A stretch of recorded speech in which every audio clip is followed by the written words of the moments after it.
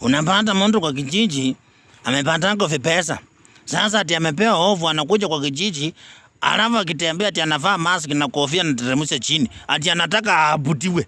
Ati aabutiwe, ati wamuulizie. Ati tukuulizie kwa sababu gani? Kwa nini tukuulizie? Tunapata mtu ati akitembea anajifanya ati akikuja nyumbani atake watu wajue yako. Atake ndio tukufanyie nini? Tujue ndio si tunajua unafanya kazi. Na si tunajua umekuja. Hata kabla hujakuja tulijua umekuja. Sasa wacha kujifanya hapa unafunikana mask, sijui na kofia chini. Sio utembea usiku basi. Unajitesa nini? Kwa nini unajificha? Tembea usiku tusikuone. Leo uchinga wacha bwana, ongea na watu. Salamia watu. Hakuna mtu ako na haja na pesa yako. Tunajua hustle. Unienda ulifanya kazi, ulingangana mwenyewe. In fact hata afadhali hata ukuje usalamie watu, salamia hawa. Wakikuomba kitu unasema my friends, mbona sina kitu bwana. Mwisho wa mwezi bado hajafika.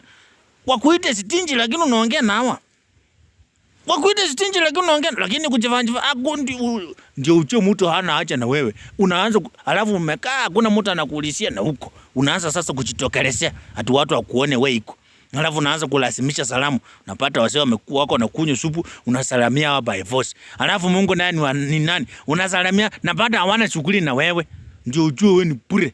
Wewe ni bure kabisa. Sasa ongea na watu, salamia watu. Hii baringo kidogo wacha.